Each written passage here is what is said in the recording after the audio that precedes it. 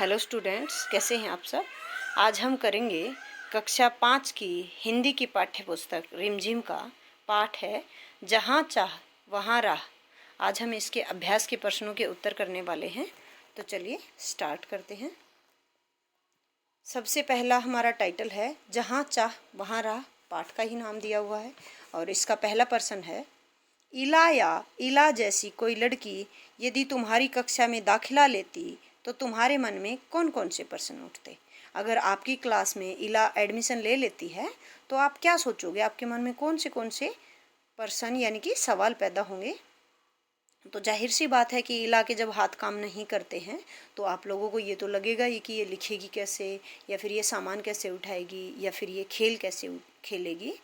और आपको पता है बहुत सारी स्कूल में एक्टिविटी होती रहती हैं, जैसे पेपर फोल्डिंग एक्टिविटी है या फिर कोई खेल होता है जैसे खो खो का खेल है। तो इस तरीके की एक्टिविटीज़ में भी वो पार्टिसिपेट कैसे कर पाएगी। तो आप अपना ये उत्तर लिख सकते हैं। यदि इला जैसी कोई लड़की हमारी कक्षा में दाखिला लेती तो हमारे मन में इस प्रकार के प्रश्न उठते, जैसे नंबर 1, अगर इसके हाथ काम नहीं करते तो यह लिखेगी कैसे। नंबर 2, यह कक्षा गतिविधियों जैसे कि श्रुत लेखन आदि में भाग कैसे लेगी, जैसे आपके क्लास में एक्टिविटीज़ होती रहती हैं।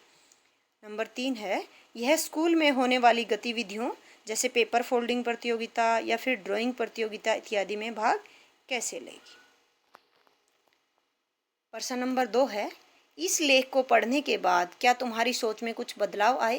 पहले आप लोग सोच रहे होंगे कि जिसके हाथ काम नहीं करते वो कुछ नहीं कर सकता, लेकिन जैसा कि आपने पाठ में पढ़ा कि इला ने बहुत सारे काम किए, उसने बहुत सक्सेस प्राप्त की अपनी लाइफ में, तो आपको ज़रूर आपकी सोच में थोड़ा सा बदलाव आया होगा और अब आप सोच रहे होंगे कि ज़रूर ऐसा बच्चा कुछ ना कुछ कर सकता है। ठीक है, तो आप यहाँ पर भी अपना ऐसे उत्तर लिख सकते हैं।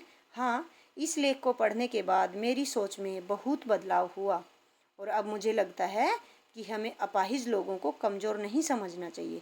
जिन लोगों के हाथ नहीं होते हैं या जिनके पैर काम नहीं करते हैं या कुछ लोग अंधे होते हैं, कुछ लोग सुन नहीं सकते हैं, तो उनको कमज़ोर कभी नहीं समझना चाहिए।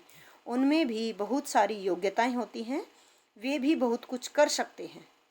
हमें हमेशा उनकी मदद करनी चाहिए और उनका हौसला बढ़ाना चाहिए ताकि वो आगे बढ़ सकें।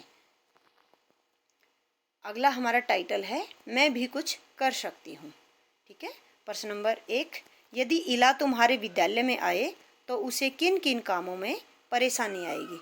तो आपको जैसा कि आपने पाठ में पढ़ा उसके हाथ नहीं थे, तो जाहिर सी बात है बहुत सारी कामों में उसको दिक्कत आएगी।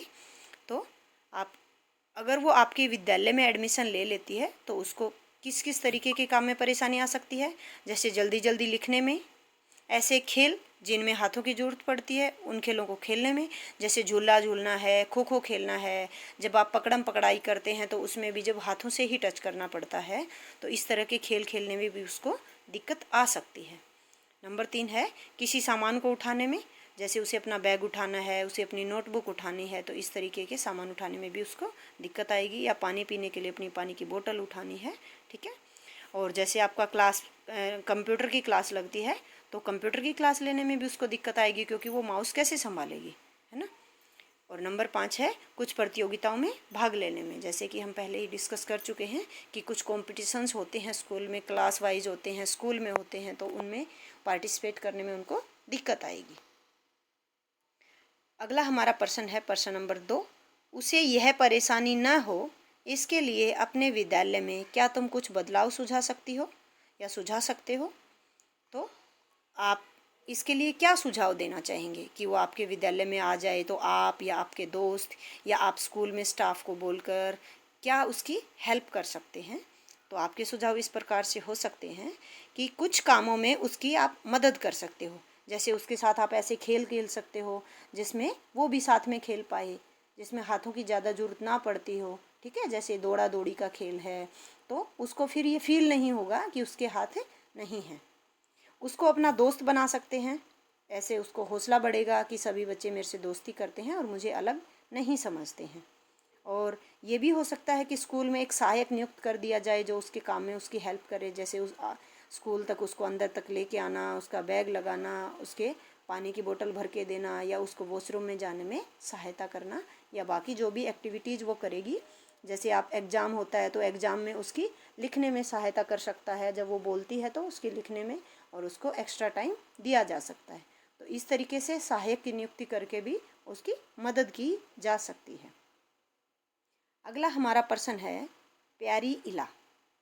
यहाँ पर क्या करना है आपको, इला के बारे में पढ़कर जैसे भाव तुम्हारे मन में उठ रहे हैं उन्हें इला को चिट्ठी लिखकर बताओ। आपको इला को एक चिट्ठी लिखनी है, तो आप उसमें क्या लिखेंगे? अगर आपको इला को चिट्ठी लिखनी पड़ जाए तो क्या लिखेंगे आप उसे? तो चिट्ठी आपको पता है हम कैसे लिखते हैं। सबसे पहले चिट्ठी लिखते टाइम सबसे ऊपर यहाँ पर जो ये लाइनें दी हुई हैं, यहाँ पर क्या करना पड़ता है आपको? पता लिखना पड़ता है, एड्रेस। सबसे पहले एड्रेस लिखेंगे तभी तो वो चिट्ठी उसके घर तक जाएगी, ठीक है। उसके बाद प्रिय इला, और बीच का जो हमें लाइन दी हुई है, ये वाली सारी लाइनें, ये वाली जितनी भी लाइनें दी हुई हैं, यहाँ हम क्या करेंगे, इला के बारे में हम जो भी लिखना चाहते हैं वो लिखेंगे। और उसके बाद आप यहाँ पर नीचे तुम्हारा या तुम्हारी के नीचे आप अपना नाम लिख देंगे, ठीक है। तो चलिए लिखते हैं इला को एक पत्र। आप पता लिख सकते हैं, जो भी इला का पता हो। मैं यहाँ पर लिख रही हूँ मकान नंबर 133, देवनगर, रोहतक, हरियाणा, और उसका कोड नंबर लिखते हैं ताकि वो चिट्ठी उसके घर तक पहुँच जाए। आपको पता है कोड नंबर लिखना ज़रूरी होता है। जैसे यहाँ पर मैं रोहतक का कोड लिख रही हूँ, तो लिखेंगे प्रिय इला, मैंने तुम्हारे बारे में पढ़ा, मुझे पढ़कर बहुत अच्छा लगा कि तुमने अपने हाथों को अपनी कमजोरी नहीं बनाया।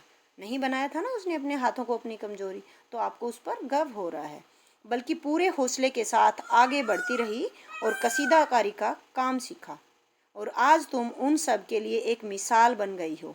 बन गई ना वो मिसाल। उसने बहुत मेहनत की, उसको थोड़ी सी दिक्कतों का सामना करना पड़ा, उसको भी बहुत सारी परेशानियां आई, लेकिन उसने कभी भी अपनी हार नहीं मानी और वो आगे बढ़ती रही।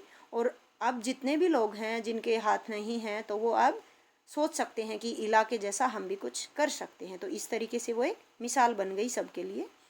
जिनके शरीर का कोई अंग काम नहीं करता है, जैसे किसी के कान नहीं हो, जो कानों से सुन नहीं सकता है या कोई बोल नहीं सकता है, तो अब वो ये लोग ये नहीं सोचेंगे कि हम कुछ नहीं कर सकते। इला के बारे में पढ़कर वो सोचेंगे कि हम कुछ कर सकते हैं। अब भगवान से आप प्रार्थना भी कर सकते हैं, तो ये भी आप लिख सकते हैं कि मेरी भगवान से यही प्रार्थना है कि तुम ऐसे ही आगे बढ़ती रहो और अपने जीवन में बहुत ऊंचाइयों को प्राप्त करो, और तुम अपनी कसीदाकारी का काम ऐसे ही बढ़ाते रहो और स्वस्थ रहो, सुखी रहो। आप ये पत्र इला को लिख सकते हैं। बाकी आप अगर कुछ लिखना चाहें अपनी तरफ से तो आप इसमें बढ़ाया घटा सकते हैं।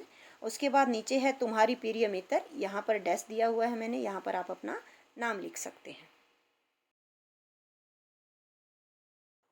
बच्चों, अगर आपको यह वीडियो पसंद आई तो आप इसे लाइक करें और हमारे चैनल को सब्सक्राइब करें और घंटी के बटन को ज़रूर दबाएं ताकि आगे आने वाली वीडियो का नोटिफिकेशन आपको मिल सके। वीडियो को अंत तक देखने के लिए धन्यवाद।